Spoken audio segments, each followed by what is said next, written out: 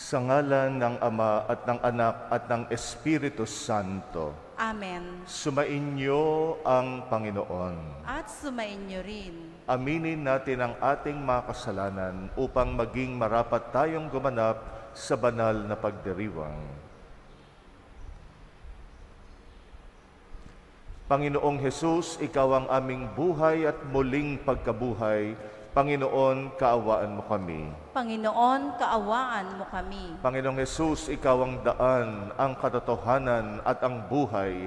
Kristo, kaawaan mo kami. Kristo, kaawaan mo kami. Panginoong Hesus, Ikaw ang kaliwanagan ng aming buhay. Panginoon, kaawaan mo kami. Panginoon, kaawaan mo kami. Kaawaan tayo ng makapangyarihang Diyos, patawarin tayo sa ating mga kasalanan at patnubayan tayo sa buhay na walang hanggan. Amen. Manalangin tayo. Ama naming makapangyarihan, sa pagdiriwang namin taon-taon sa pagkabuhay, bilang pag-alala sa tinanggap naming pag-asa't dangal, maawain mong ipagkaloob na aming mapakinabangan ang ginugunita namin ng may pananampalataya at pagmamahal sa pamagitan ng Jesucristo kasama ng Espiritu Santo magpasawalang hanggan. Amen.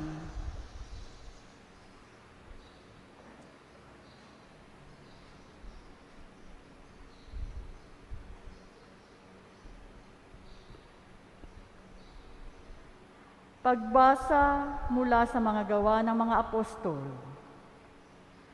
Noong mga araw na iyon, inggit na inggit ang pinakapunong saserdote at ang mga kasamahan niya, nakaanib ng sekta ng mga Saduseo. Kaya't kumilos sila. Dinakip nila ang mga apostol at ibinilanggo. Ngunit kinagabihay binuksan ng anghel ng Panginoon ang bilangguan at inilabas ang mga apostol. Sinabi nito sa kanila, "Pumoroon kayo sa templo at mangaral tungkol sa bagong pamumuhay na ito." Sumunod naman ang mga apostol, kaya't nang magbubukang liwayway, pumasok sila sa templo at nagturo. Nang dumating ang pinakapunong saserdote at ang mga kasama niya, tinawag nila ang lahat ng matatanda ng Israel sa pulong ng buong Sanhedrin. Ipinakuha nila sa bilangguan ang mga apostol. Ngunit pagdating doon ng mga bantay, wala na ang mga iyon. Kaya't nagbalik sila sa Sanhedrin at ganito ang ulat. Nakita po namin na nakasusing mabuti ang bilangguan at nakatayo ang mga bantay. Ngunit nang buksan namin, wala kaming makitang tao sa loob. Nabahala ang mga punong saserdote at ang kapitan ng mga bantay sa templo nang marinig ito. At di nila maubos maisip kung ano ang nangyari sa mga apostol. Ngunit may dumating at nagbalita sa kanila, "Ang mga lalaking ikinulong ninyo ay naroon sa templo, nagtuturo sa mga tao." Kaya't ang kapitan ay pumunta sa templo, kasama ang kanyang mga tauhan. Isinama nila ang mga apostol, ngunit hindi gumamit ng dahas dahil sa pangambang sila'y batuhin ng mga tao. Ang salita ng Diyos. Salamat sa Diyos. Dukhay sa Diyos tumatawag ay kanyang inililigtas. Dukhang sa Diyos tumatawag ay kanyang inililigtas. Panginoon, aking laging pupurihin, sa pasasalamat di ako titigil. Aking pupurihin kanyang magagawa, kayong naaapi, makinig, matuwa. Dukhang sa Diyos tumatawag ay kanyang inililigtas. Ang pagkadakila niya ay ihayag, at ang ngalan niya'y purihin ng lahat. Ang aking dalangin dininig ng Diyos, na wala sa akin ang lahat kung takot. Dukhang sa Diyos tumatawag ay kanyang inililigtas. Nagalak ang aping umaasa sa Kanya, pagkat di nabigo ang pag-asa nila. Tumatawag sa Diyos ang walang pag-asa, sila'y iniligtas sa hirap at dusa. Dukhang sa Diyos tumatawag ay kanyang inililigtas. Anghel yaong bantay sa may takot sa Diyos, sa mga panganib sila'y kinupkop. Ang galing ng poon hanapin masikap, yaong nagtiwala sa Kanya't inaligtas, ay maituturing na taong mapalad. Dukhang sa Diyos tumatawag ay kanyang inililigtas.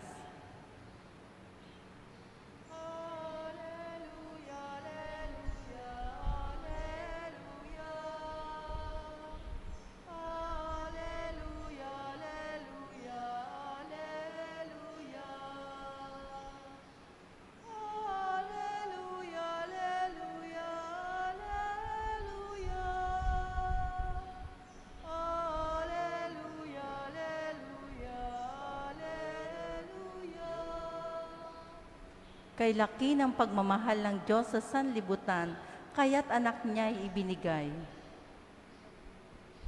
Alleluia, alleluia, alleluia. Alleluia, alleluia, alleluia. Alleluia, alleluia, alleluia. Alleluia, alleluia, alleluia. Sumainyo ang Panginoon. At sumainyo rin. Ang mabuting balita ng Panginoon ayon kay San Juan. Papuri sa iyo, Panginoon.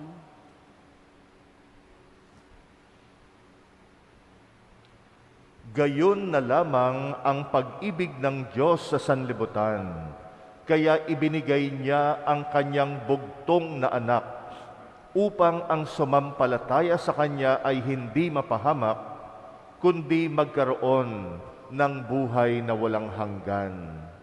Sapagkat sinugo ng Diyos ang Kanyang anak, hindi upang hatulang maparusahan ang sanlibutan, kundi upang iligtas ito sa pamagitan niya. Hindi hinahatulang maparusahan ang nananampalataya sa bugtong na anak ng Diyos, ngunit hinatulan ng parusahan ang hindi nananampalataya sa Kanya. Hinatulan sila sapagkat naparito sa sanlibutan ang ilaw, ngunit inibig pa ng mga tao ang dilim kaysa liwanag, sapagkat masama ang kanilang mga gawa.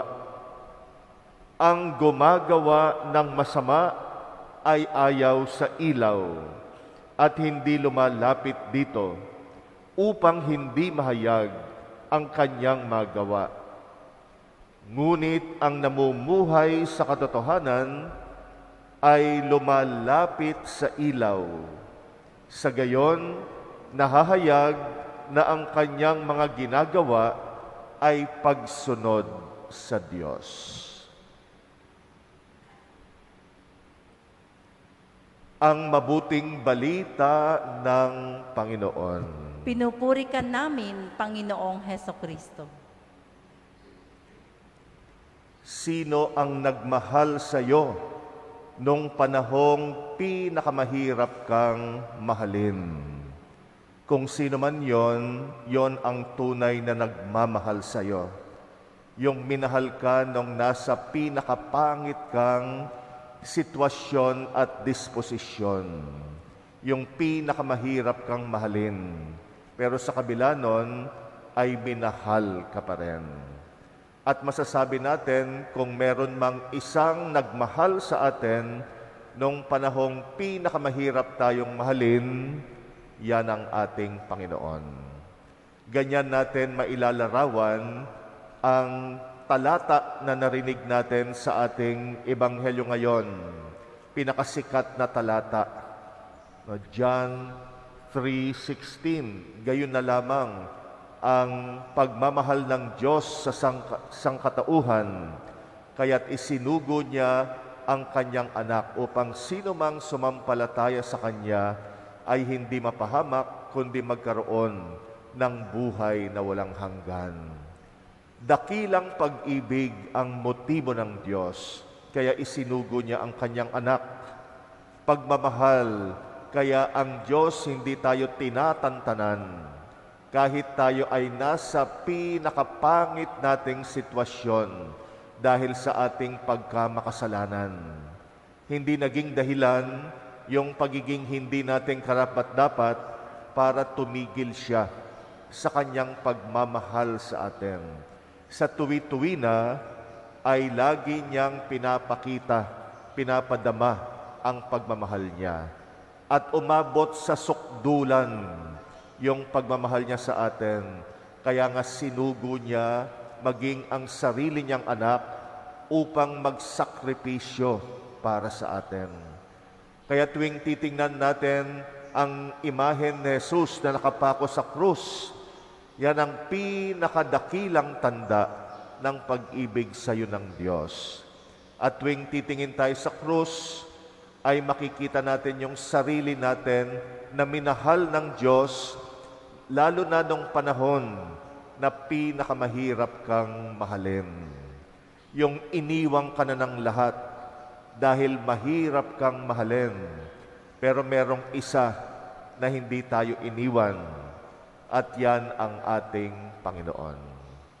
Sa panahong ito ng pagkabuhay, muli natin itong pinagninilayan at nawa gisingin natin yung sarili natin kung tayo ay naroon pa rin sa pinakapangit nating kalagayan. Kung tayo'y nasa lihis na daan, kung tayo ay nasa dilim pa, gisingin natin yung sarili natin. May nagmamahal sa atin at yun ang maging dahilan para gumising tayo. Yung pag-ibig ng Diyos laging nandyan. Ang problema tayo, inaalok na tayo ng kanyang pag-ibig at kaligtasan, ayaw pa rin natin. Kaya bagamat tayo ay minamahal ng Panginoon pero ayaw natin, sabi nga yung hindi sumasampalataya ay nahatulan. Nahatulan kasi siya mismo ay ayaw ng kaligtasan, ayaw ng pagmamahal ng Diyos, ayaw sa ilaw. Kaya ngayon ang pinakamalungkot sa Diyos na sa kabila ng kanyang dakilang pag-ibig, tayo yung umaayaw. At sana magising tayo sa pagmamahal ng Diyos sa atin. Maraming mga naligaw ang landas, kinailangan lang ng isang tao na tatanggap at magmamahal sa Kanya para magising siya. Maaring nangyari rin yan sa atin nung nasa pinakapangit tayong sitwasyon ng ating buhay, naliligaw tayo ng landas. Yung mga taong nagtiwala sa atin, tumanggap sa atin sa kabila ng ating pangit na kalagayan, yon ang nagbigay sa atin ng lakas at udyok para tayo ay magbago. Ganon ang inaasahan ng Panginoon. Kaya hindi siya tumitigil ng pagmamahal sa atin. Nagtitiwala siya na isang araw, magigising tayo. At sana magising tayo palagi. Lalo na sa mga panahong lumalayo tayo sa Kanya, na hindi niya tayo iniiwan. Mahal pa rin niya tayo sa kabila ng lahat. Kahit hindi tayo karapat-dapat. At yon ang gumising sa atin para tugunin at tanggapin natin ang dakilang pag-ibig ng Diyos. Tandaan natin, minahal tayo ng Diyos ng sobra. Kaya sinugo niya ang anak niya para mamatay para sa atin upang tayo ay hindi mapahamak kung hindi magkaroon ng buhay na walang hanggan.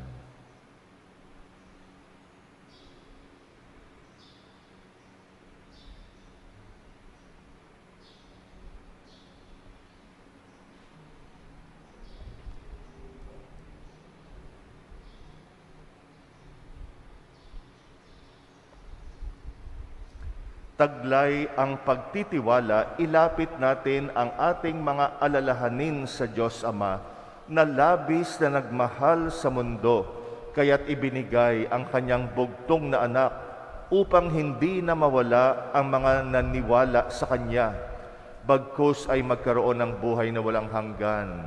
Ating itugon sa bawat kahilingan, sa ngalan ni Jesus, basbasan mo kami. Sa ngalan ni Jesus, basbasan mo kami. Ang simbahan naway laging maging buhay na tanda ng pag-ibig at habag ng Diyos sa mga panahon ng kadiliman at kawalan ng pag-asa. Manalangin tayo sa Panginoon. Sa ngalan ni Jesus, basbasan mo kami. Ang ating pamumuhay naway maipadama natin sa kapwa ang pag-ibig ng Diyos sa pamamagitan ng ating mga ginagawa. Manalangin tayo sa Panginoon. Sa ngalan ni Jesus, basbasan mo kami.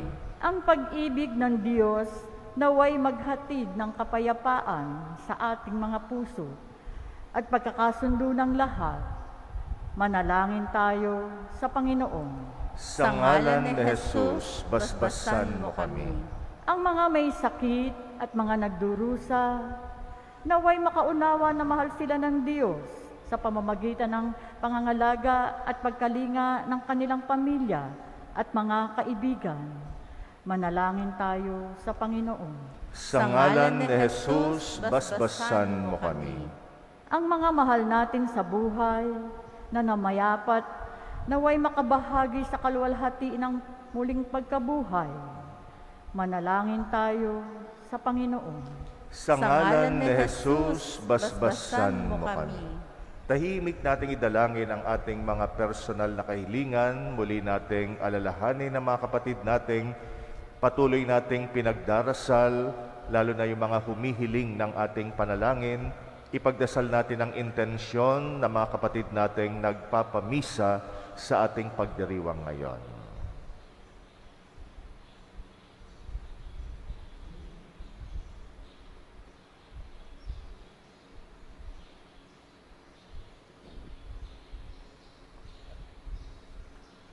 Ama naming nasa langit, tunghayan mo ng may pag-ibig ang iyong mga anak at patnubayan mo kami sa aming paglalakbay patungo sa kaligtasan. Hinihiling namin ito sa pamagitan ni Kristong aming Panginoon. Amen.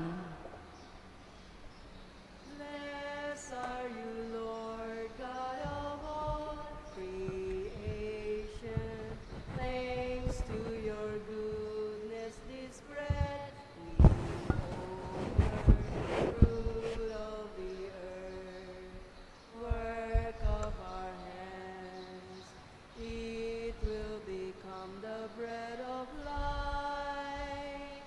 Blessed be God, blessed be God, blessed be God forever. Amen. Blessed be God, blessed be God, blessed be God forever. Amen. Blessed are you, Lord God of all creation. Thanks to your goodness, this wine we offer, fruit of the vine, work of our hands. It will become the cup of joy.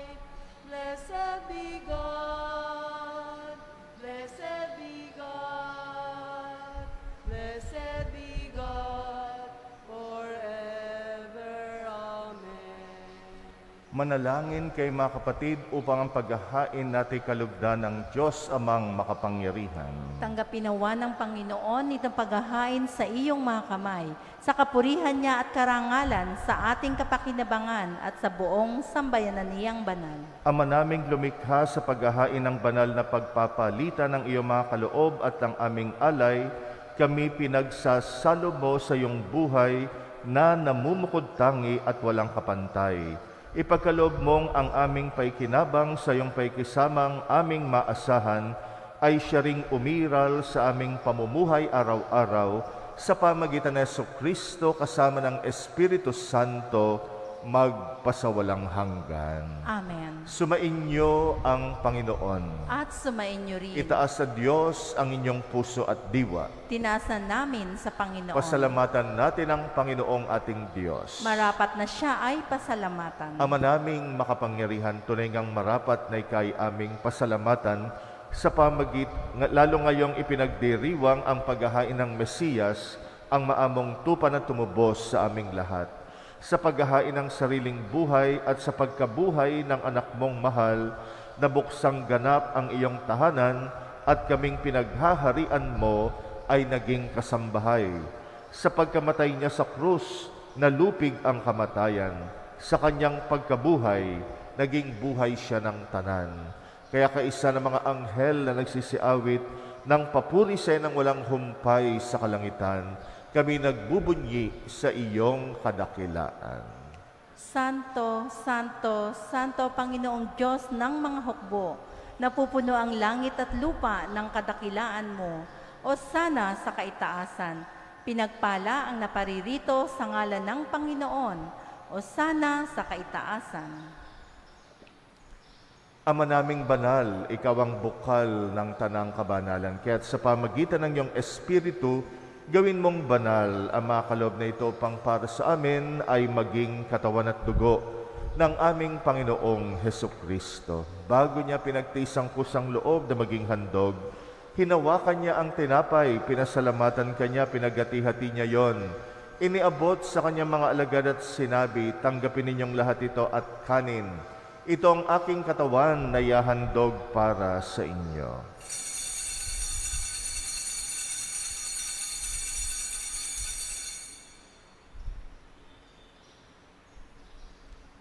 Gayun din naman nung matapos ang hapunan, hinawakan niya ang kalis, muli kanyang pinasalamatan. Iniabot niyang kalis sa kanyang mga alagad at sinabi, tanggapin ninyong lahat ito at inumin. Ito ang kalis ng aking dugo ng bagot walang hanggang tipan. Ang aking dugo na ibubuhos para sa inyo at para sa lahat. Sa kapagpapatawad ng mga kasalanan, gawin ninyo ito sa pag-alala sa akin.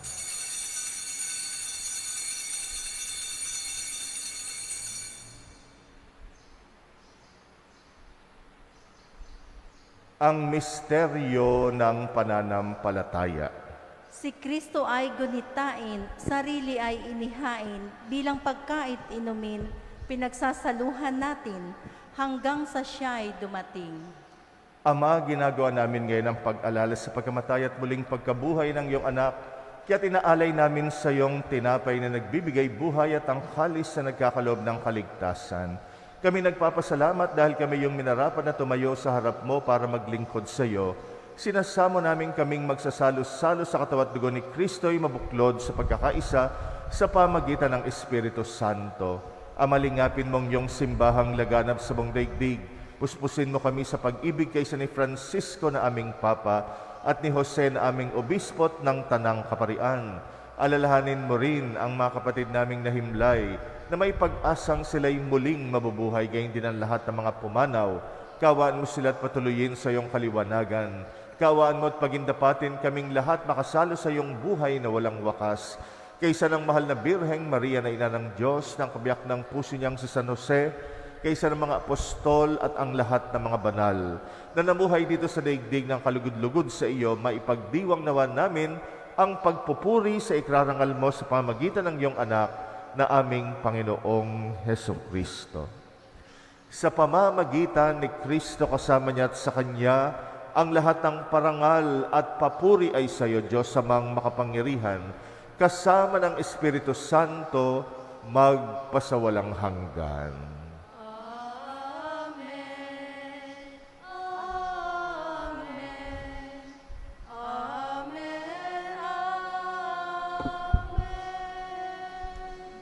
Sa tagubilin ng mga nakagagaling na utos sa turo ni Jesus na Panginoon natin at Diyos, ipahayag natin ng lakas loob. Ama namin, sumasalangit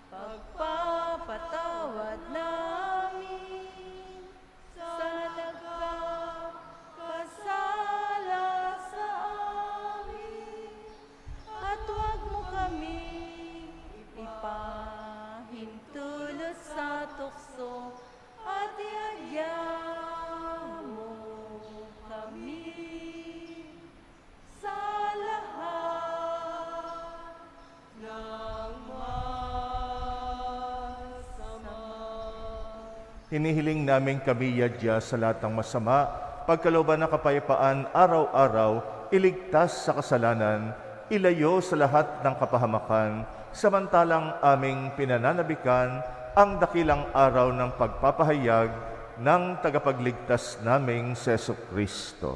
Sapagkat iyo ang kaharian, ang kapangyarihan at ang kapurihan magpakailanman. Amen. Panginoong Kristo, sinabi mo sa iyong mga apostol, kapayapaan ang iniiwan ko sa inyo, ang aking kapayapaan ang ibinibigay ko sa inyo. Tunghayan mo ang aming pananampalataya, huwag ang aming pagkakasala, pagkalooban mo kami ng kapayapaan at pagkakaisa ayon sa iyong kalooban, kasama ng Espiritu Santo, magpasawalang hanggan. Amen. Ang kapayapaan ng Panginoong muling nabuhay ay laging sumainyo. At sumainyo rin. Magbigayan kayo ng kapayapaan sa isa't isa. Peace be with you. Kordero ng Diyos na nag-aalis ng mga kasalanan ng sanlibutan, maawa ka sa amin. Kordero ng Diyos na nag-aalis ng mga kasalanan ng sanlibutan, maawa ka sa amin. Kordero ng Diyos na nag-aalis ng mga kasalanan ng sanlibutan, ipagkaloob mo sa amin ang kapayapaan.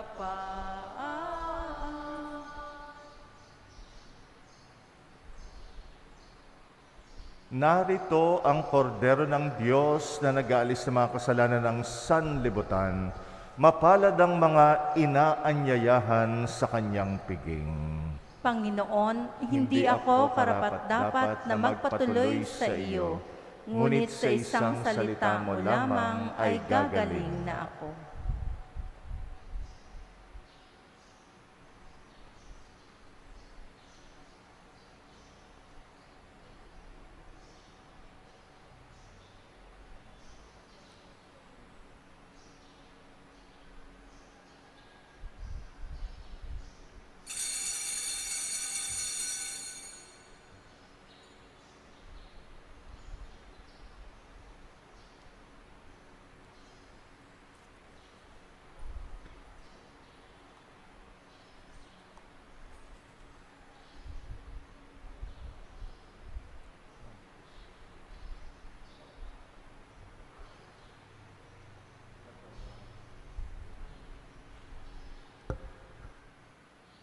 Iluong lahat ng takot sa iyong damdamin.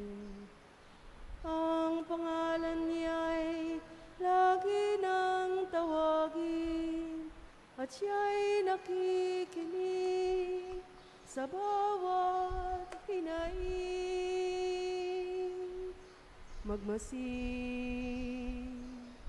at mamulat sa kanyang kapangyarihan.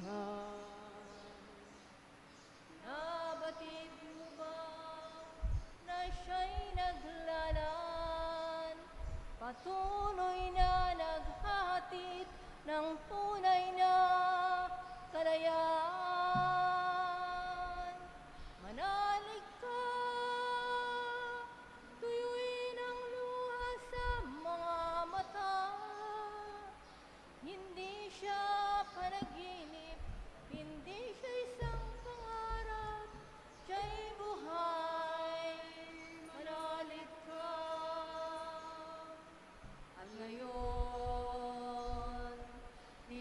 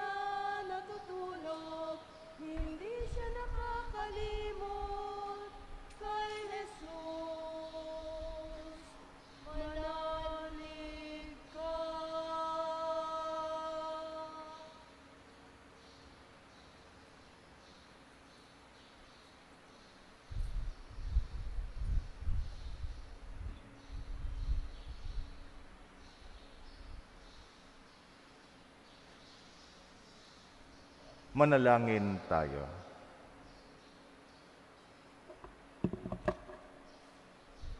Ama naming mapagmahal, manatili kang kapiling ng iyong sambayanan na ngayoy pinapakinabang mo sa iyong sariling buhay at gawin mong kami pasulong na makahakbang mula sa dati naming pagkamakasalanan patungo sa pagbabagong nagdudulot ng iyong kabutihan sa pamagitan ng Jesucristo kasama ng Espiritu Santo magpasawalang hanggan. Amen. Sumainyo ang Panginoon. At sumainyo rin. At pagpalain kayo ng makapangyarihang Diyos, Ama at Anak at Espiritu Santo. Amen. Humayo kayong taglay ang kapayapaan ni Kristo. Salamat sa Diyos.